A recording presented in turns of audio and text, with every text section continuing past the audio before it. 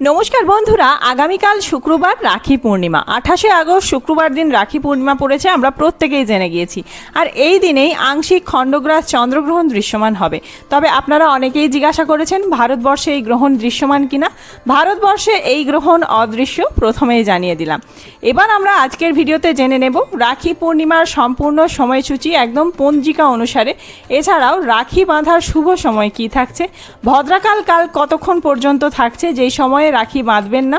আর এই দিনে রাখি পূর্ণিমার দিনে আপনারা সত্যনারায়ণ পুজো বা বাড়িতে যদি রাধাকৃষ্ণের পুজো করতে চান, যেহেতু ঝুলন পূর্ণিমা রয়েছে, সেই পুজোর শুভ সময় কি থাকছে, রাখি পূর্ণিমার দিন যে রাখি বাঁধবেন ভাইকে, রাখি বাঁধার নিয়ম এবং মন্ত্র সমস্ত কিছুই থাকছে আমাদের আজকের ভিডিওতে। তো চলুন বন্ধুরা, আর দেরি না করে ভিডিওটি শুরু করা যাক।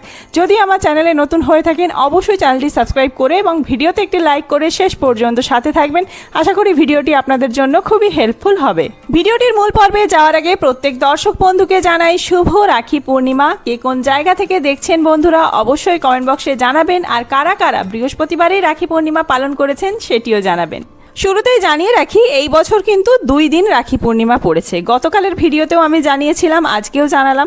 9 ভাদ্র 27শে আগস্ট বৃহস্পতিবার দিন, এই দিন থেকেই কিন্তু রাখি পূর্ণিমার পূর্ণিমা তিথি শুরু হচ্ছে সকাল 8টা 43 মিনিট থেকে। এই সময়ের পরবর্তী সময়ে বৃহস্পতিবার রাখি পরানো হয়েছে। এছাড়াও আগামীকাল শুক্রবার দিন 10ই ভাদ্র 28শে আগস্ট সকাল 9টা 28 মিনিট পর্যন্ত এই পূর্ণিমা তিথি থাকছে। এই পূর্ণিমা তিথির মধ্যেও কিন্তু রাখি পরানো যাবে শুক্রবার দিন। পঞ্জিকা অনুসারে এবং জ্যোতিষশাস্ত্র মতে এই পূর্ণিমা তিথিতে অর্থাৎ রাখি পূর্ণিমা তিথিতে প্রায় 70 বছর পর আংশিক খণ্ডগ্রাস চন্দ্রগ্রহণ দৃশ্যমান হতে চলেছে। তবে এই চন্দ্রগ্রহণের সময়সূচি কি রয়েছে প্রথমে জানাই, তারপরে জানাবো কোন কোন জায়গা থেকে দেখা যাবে এই গ্রহণ। শুক্রবার 28শে আগস্ট যেই দিনে রাখি পূর্ণিমা রয়েছে, সেই দিন গ্রহণ শুরু হচ্ছে সকাল 8টা 4 মিনিটে, আর গ্রহণ সমাপ্তি হচ্ছে সকাল 11টা 22 মিনিট। যেহেতু সেই সময় ভারতে সূর্যোদয় থাকবে, সেই কারণে ভারতে কোনোভাবেই গ্রহণের প্রভাব পড়ছে না। ভারতবর্ষে সম্পূর্ণভাবে অদৃশ্য, এছাড়াও বাংলাদেশেও অদৃশ্য। তাই কোনো রকম সূতককাল কার্যকরী নয়, কোনো বিধিনিষেধ আপনাদেরকে মানতে হবে না। এই গ্রহণের মধ্যে যে সমস্ত কিছু মানতে হয়, আপনারা নির্দ্বিধায় রাখি পূর্ণিমা বা পূর্ণিমার পুজো করতে পারবেন।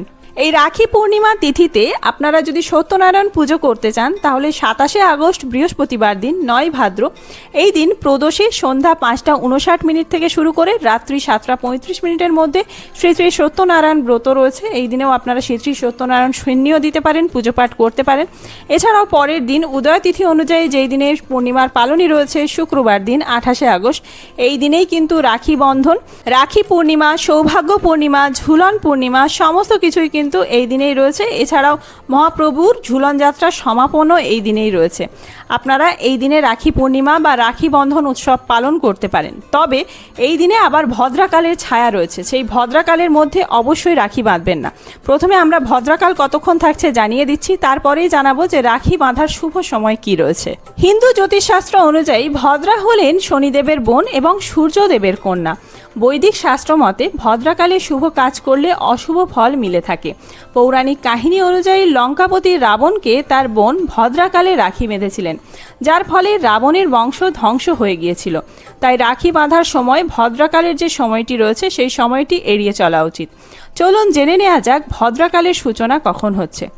ভদ্রাকালের সূচনা হচ্ছে 28শে আগস্ট পূর্ণিমা তিথি ঠিক যেই সময় সমাপ্ত হচ্ছে, তার পরবর্তী সময় থেকে দুপুর 1টা 35 মিনিট পর্যন্ত, অর্থাৎ সকাল 9টা 30 মিনিট থেকে শুরু করে দুপুর 1টা 35 মিনিট পর্যন্ত ভদ্রাকাল থাকছে। আপনারা যদি রাখি বাঁধতে চান তাহলে সকাল সকাল রাখি বেঁধে নেবেন, অর্থাৎ সকালবেলা যেই সময় সূর্যোদয় হচ্ছে ভোর 5টা 20 মিনিট, এই সময় থেকে শুরু করে পূর্ণিমা তিথি যতক্ষণ থাকছে সকাল 9টা 28 মিনিট, এই সময়ের মধ্যে রাখি বেঁধে নেবেন। অথবা ভদ্রাকাল কেটে যাওয়ার পর তার পরবর্তী সময়ে দুপুরের 1টা 35 মিনিটের পরবর্তী সময়ে আপনারা শুভ সময় থাকছে, সেই সময় রাখি বাঁধতে পারেন। এই দিনে পুজোর শুভ সময় কি থাকছে, সকাল 7টা 52 মিনিট থেকে শুরু করে সকাল 10টা 19 মিনিটের মধ্যে পুজো পাঠ করতে পারেন। এছাড়াও 12টা 45 মিনিট থেকে শুরু করে দুপুর 2টো 23 মিনিট পর্যন্ত পুজোর শুভ সময় থাকছে। প্রদোষে আপনারা যদি পুজো করতে চান শ্রী শ্রী সত্যনারায়ণ পুজো বা রাধা কৃষ্ণের ঝুলন যাত্রার পুজো, তাহলে রাত্রি 7টা 12 মিনিট থেকে শুরু করে রাত্রি 8টা 47 মিনিটের মধ্যে অবশ্যই পুজো করে নেবেন। রাখি আমরা প্রত্যেকেই ভাইয়ের কবজিতে বেঁধে থাকি, তবে কিছু নিয়ম মেনে কিন্তু আমাদের এই রাখি বাঁধা উচিত। প্রথমে থালি সাজিয়ে নিতে হবে। একটি কাঁসার বা পিতলের থালায় রেশমি রাখি বা আপনারা যে রাখি কিনে এনেছেন সুতোর রাখি হলেও হবে, তবে অন্যান্য যে চায়না মার্কেটে যে সমস্ত রাখি পাওয়া যায় অত্যাধুনিক চকচকে মার্কা যে রাখিগুলো, সেই সমস্ত রাখি না পরানোই ভালো। অক্ষত বা অখণ্ড চাল, আতপ চাল রাখবেন ওই থালাতেই। চন্দন, সিঁদুর, প্রদীপ এবং তাজা মিষ্টি রাখুন।